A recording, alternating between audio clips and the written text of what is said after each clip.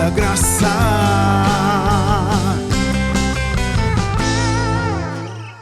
Tudo pela graça de Deus, com a banda, tudo pela graça. Que coisa boa, né? A graça de Deus é tudo. Não existe nada melhor, nada maior do que esta graça. Fomos salvos pela graça e para vivermos a graça eternamente. Uma coisa maravilhosa. Tudo pela graça é o programa de todos os sábados, às 14 horas, pela TV Agathos Play. TV Agathos Play. E hoje aqui estamos para convidar, para entrevistar uma pessoa famosa. Famosa que eu digo para nós. Ele não se considera famoso, é um homem humilde, servo de Deus. Reinaldo Suíço, bispo. Tenha bondade, vem cá, bispo. Olá. Tenha bondade, um abraço. Muito bom estar contigo. Queira sentar-se, por gentileza.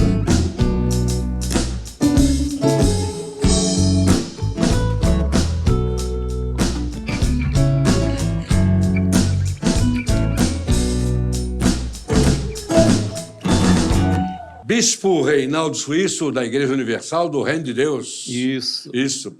Mas o irmão tem uma história bonita. Eu tenho vontade de ser bispo, rapaz. Você não arranja uma vaga de bispo para mim lá, não? É chamado, né?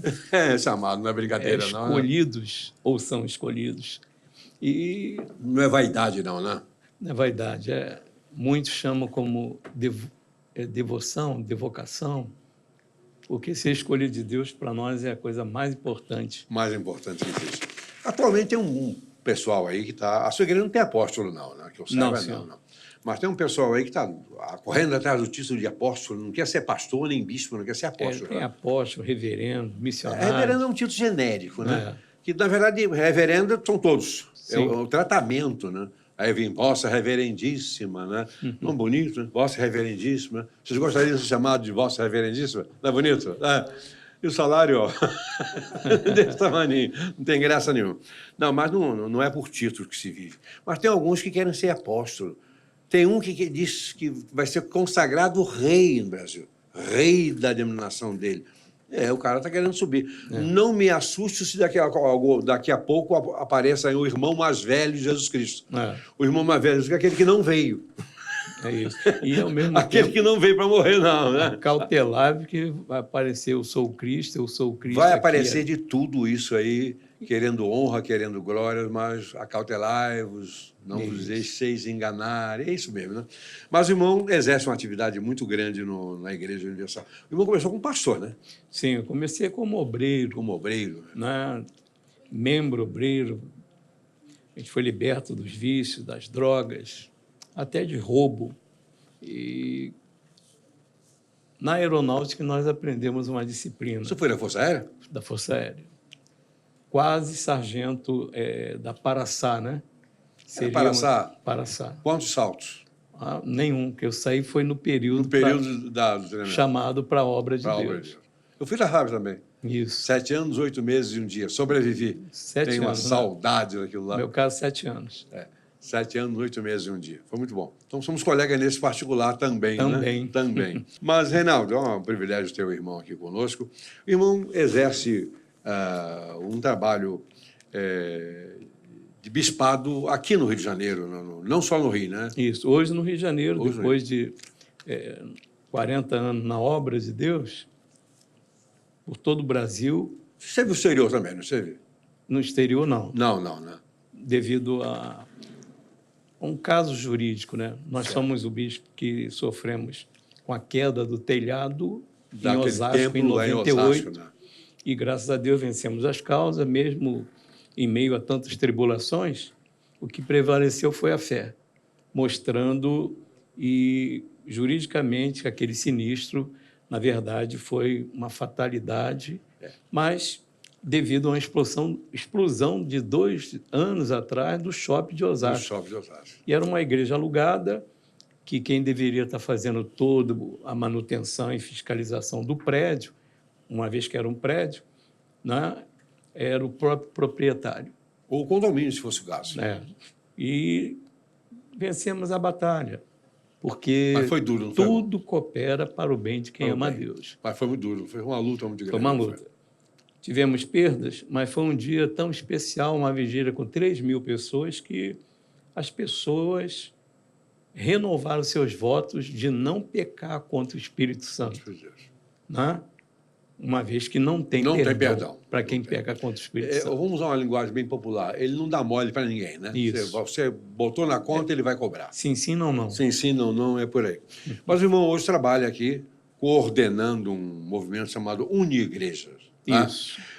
União Nacional das Igrejas de Pastores Evangélicos. E está crescendo a cada dia. A cada dia. Hoje, no Brasil, somos 60 mil pessoas, pastores, unificados em prol do Evangelho. 60 mil? 60 mil pastores, no Brasil todo. Hoje estamos chegando com o trabalho da Igreja Universal na Europa com essa associação, que tem uma meta de lutar pelo Evangelho e que ele venha a ser de qualidade para o evangelismo, né? Com a unidade, podemos tudo. Hoje o número, como você falou agora há pouco, o número de pastores, pastores e pastoras, tem muitos pastores aí, embora existam algumas resistências a pastoras, etc. Mas o que interessa é que nós não chamamos ninguém, nós não vocacionamos ninguém. Isso. Nós, obreiros, apenas cumprimos a missão que nos é confiada por Deus. Então, quem chama é Deus, e se ele chamar uma mulher, o problema é dele, não tem nada com isso. Que essa mulher resolva com ele lá, e ele com essa mulher. Mas o número é bastante grande. Interessante que a Bíblia diz que onde as trevas abundam, a luz chega com mais intensidade, em outras palavras, né? E o Brasil é um país com uma história social muito ruim, né? Está muito mal hoje moralmente, em termos absolutos. Mas é exatamente nesse ambiente de podridão em que o Evangelho cresce. É isso, porque onde abundou o pecado, superabundou a graça. E a gente tem que entender que a graça não é apenas porque Jesus, o Cristo, deu a vida por mim. É que eu assumi um compromisso, uma aliança com Ele. De viver essa graça. De viver nessa graça. E viver nessa graça, para mim, é obedecer, colocá-lo acima de tudo. Ele é o primeiro e eu sou o segundo. Quando fala de cargos, nós temos visto muitos heróis perdendo até a salvação, sendo vencido por depressão. Grandes heróis, grandes palestrantes sendo vencidos até pelo suicídio. Isso no mundo inteiro. No mundo inteiro.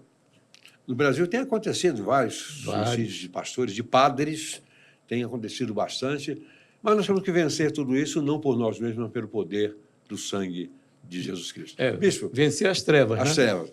O irmão está encontrando alguma dificuldade nesse relacionamento com as denominações aqui, no trabalho da Uni-Igreja? Graças a Deus, não. Ótimo. Até porque a nossa proposta é essa, respeitar a liturgia, a bandeira que aquele ministério ergue. Inclusive, nós estamos vivendo, de outubro até o final do ano, agora de 2024, um propósito de orar por 70 altares.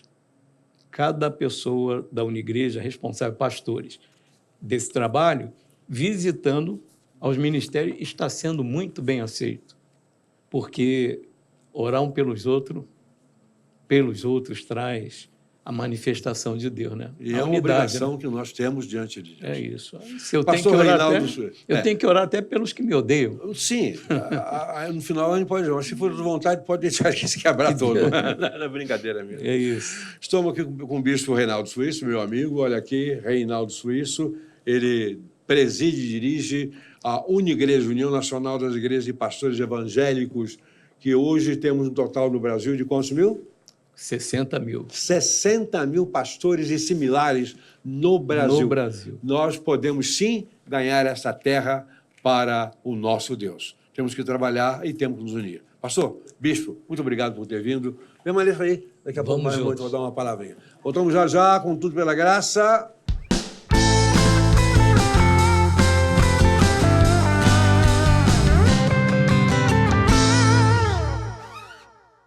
Bispo Reinaldo Suíço, o irmão tem a oportunidade agora de trazer uma palavra de Deus para os nossos corações, segundo o que ele mesmo colocou no seu coração. Isso. Eu gostaria de ler aqui João, o Evangelho, capítulo 17, quando fala no versos 24 em diante. Pai, a minha vontade é que onde eu estou também estejam comigo os que me deste, para que vejam a minha glória que me conferiste, porque me amaste antes da fundação do mundo. Pai justo, o mundo não te conheceu, Eu, porém, te conheci, e também estes reconheceram que tu me enviaste. Eu lhes fiz conhecer o teu nome e ainda o farei conhecer, a fim de que o amor que me amaste esteja neles e eu nele esteja. Aqui diz a oração sacerdotal, que é o trabalho da Unigreja, que é o trabalho de todos os líderes evangélicos, de mostrar Jesus para a humanidade. O amor de Deus que não olha para a classe, para a denominação e nem mesmo para o tipo de pessoa, seja ela negro, mameluco, cafuso, confuso, né? Ele veio para os que estão sofrendo. E a gente entende aqui que ser um com Deus, como ele mesmo diz, que eles sejam um, como tu e eu, Pai, somos um só. Eu acredito que quem coloca Deus em primeiro lugar e a sua palavra em prática é uma testemunha desse amor verdadeiro. Né? Que Deus amou o mundo de tal maneira que deu o seu único filho para que quem nele crê não pereça, mas tenha vida eterna. E é essa proposta que nós, evangélicos, que nós, pastores, bispos, servos de Deus, temos dentro de nós, porque somos a testemunha de que esse amor nos lava, nos limpa e nos faz testemunha da grandeza dele, do poder dele, para que as pessoas que estão sofrendo, desesperada, depressiva, pensando até nesse mal do século, depressão, dar cabo da vida, invoque o seu nome e assim tenham a salvação. Bispo, é um privilégio muito grande ter irmão aqui, meu amigo pessoal. Amém. Realize uma grande obra nesse trabalho, conte comigo, conte com a gente, estamos aqui juntos para servir o nosso Deus, tá? Tudo pela graça, volta já já com música para o nosso, o louvor a Deus do nosso coração.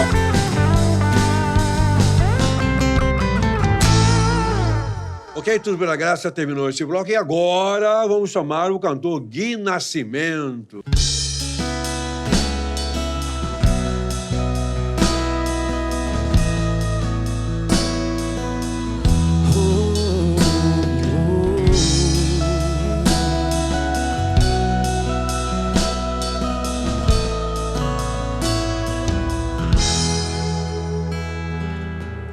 Antes de eu falar, tu cantavas sobre mim.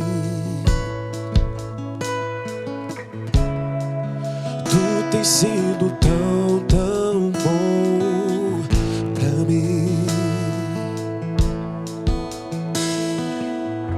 Antes de eu respirar, sopraste tua vida em mim.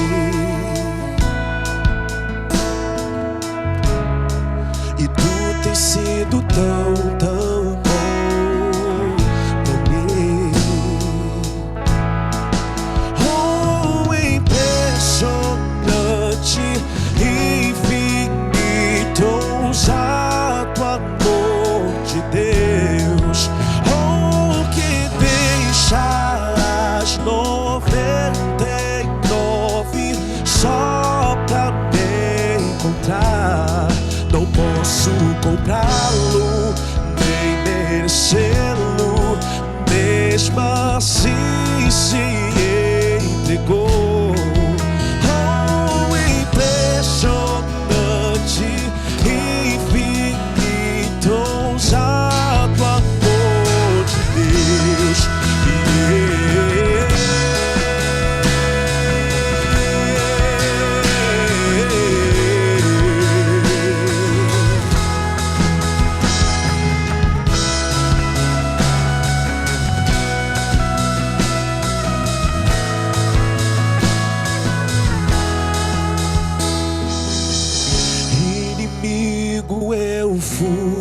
Mas teu amor lutou por mim. Tu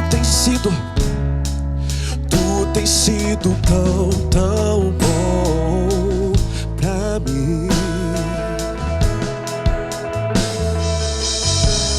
Não tinha valor, mas tudo pagou por mim.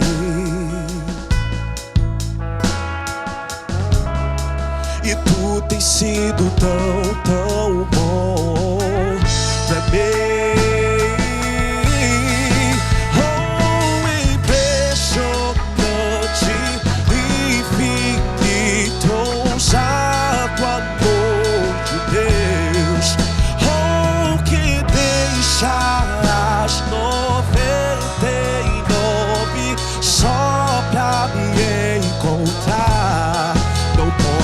Comprá-lo e nem merecê-lo, mesmo assim se entregou.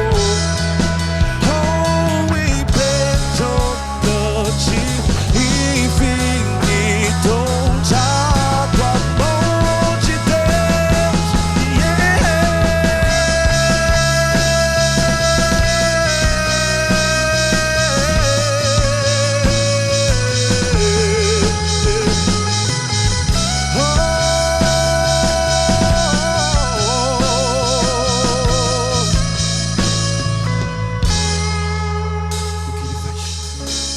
Traz luz para sombras, escala montanhas pra me encontrar.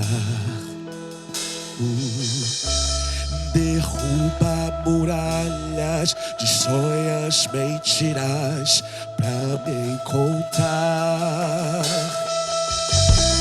Traz luz para sombras, escala montanhas pra me encontrar.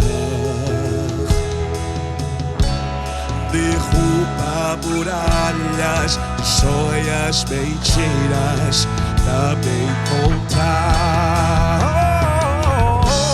Traz luz para sombras, escala montanhas pra me encontrar. Derruba muralhas, destrói as mentiras pra me encontrar.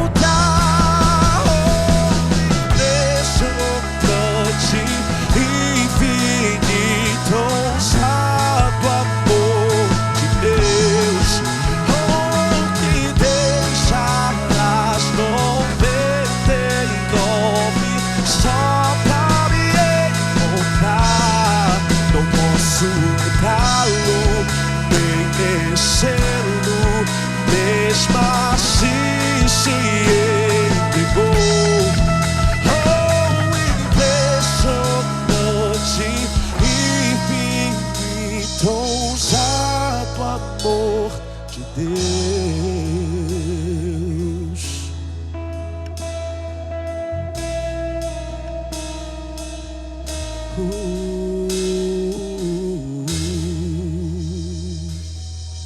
Aleluia. Olá, tudo pela graça, volta agora com o bloco Li e Gostei com o pastor Hernani.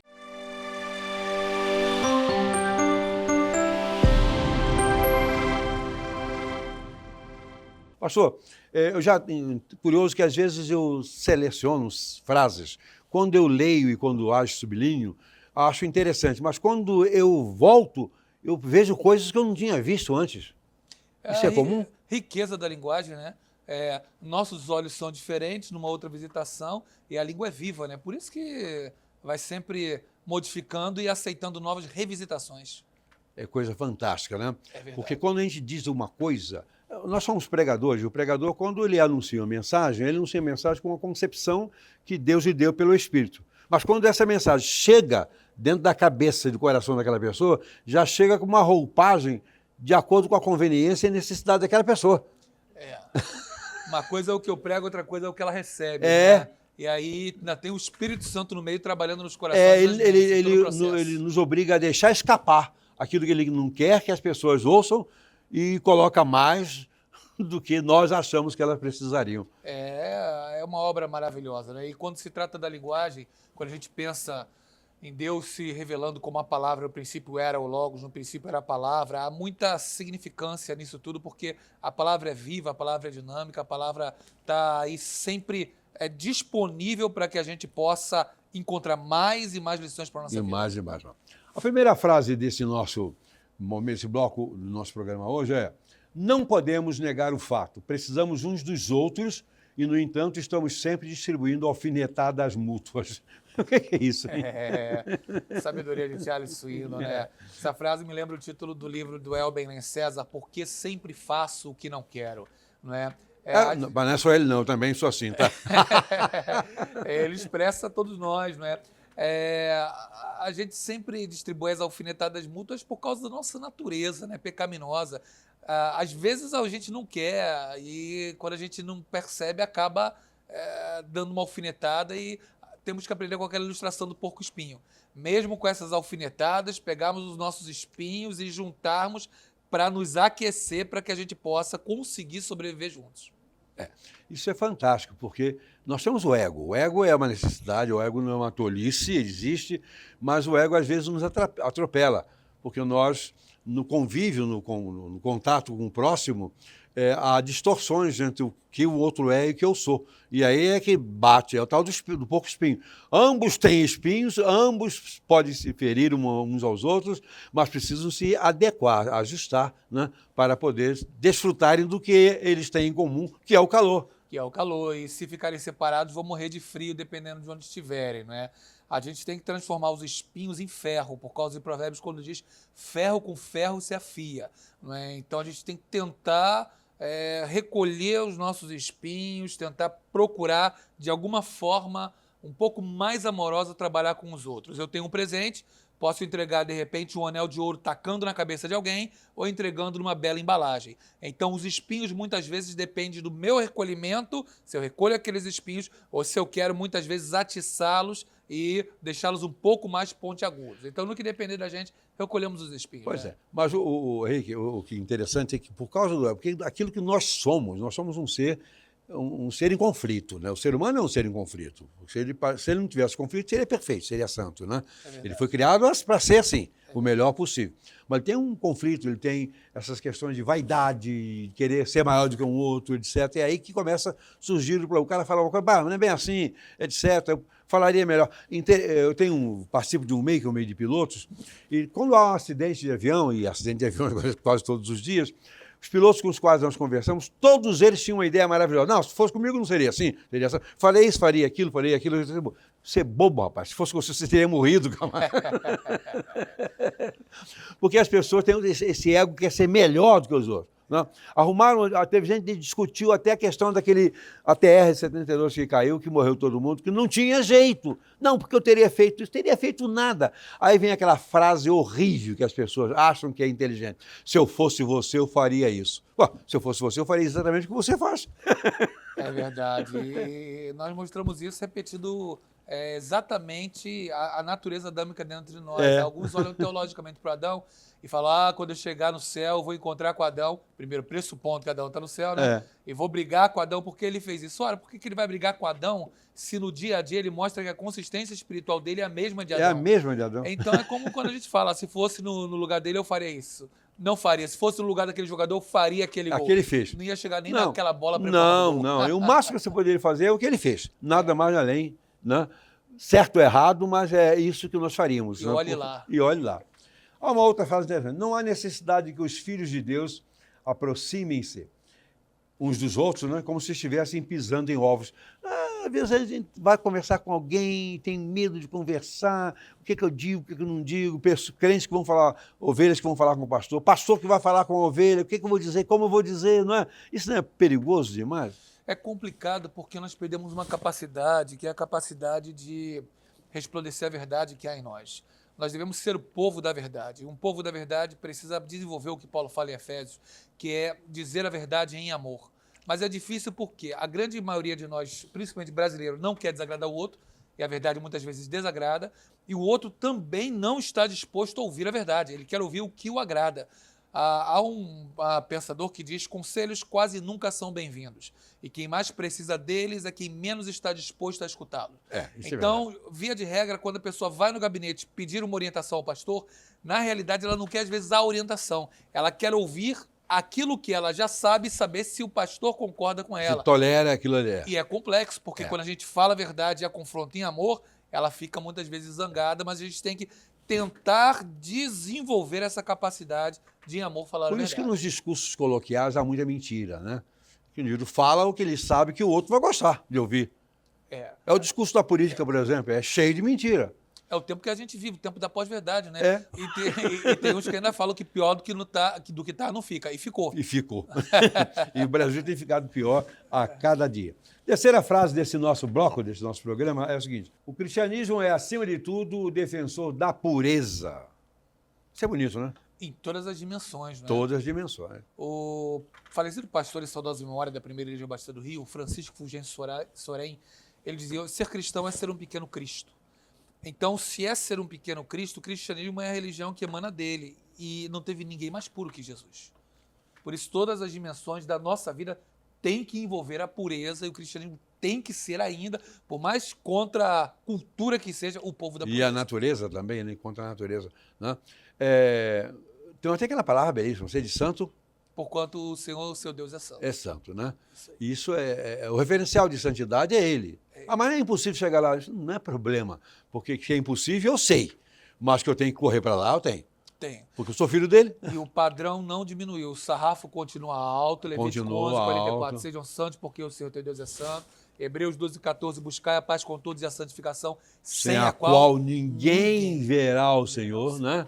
É fantástico isso aí. É fantástico, e ele nos deu exemplo para que, ele diz, né, João 13, 15, eu vos dei o exemplo para que, como eu fiz, façais vós também. É difícil, é um desafio, mas ainda temos que cultivar. Mas é a meta. E não dá para reclamar, porque, afinal de contas, vamos passar a eternidade com ele, né? E temos que nos habituar. Temos que nos habituar, né, a isso, porque lá não vai ter malandragem, não. E essa é o que o Oscar Kuhlman chamou de tensão cósmica entre o já e ainda não. A nossa cabeça é nova, nossos valores são novos, o nosso rei é novo, mas a gente vive no velho. E com tudo novo em nós, vivendo no velho, aí é o desafio, é uma tensão. E só vamos sair desse velho, né, quando ele nos chamar. Quando ele nos chamar. Eu não tenho pressa não, mas vou fazendo força para viver cada dia melhor. Estou passando meu número também. Tá bom. Ok, terminamos este bloco deste programa Tudo Pela Graça e voltaremos semana que vem com mais um, eu e o pastor Hernandes, trocando ideia e recebendo as bênçãos de Deus neste momento tão precioso. Vamos lá!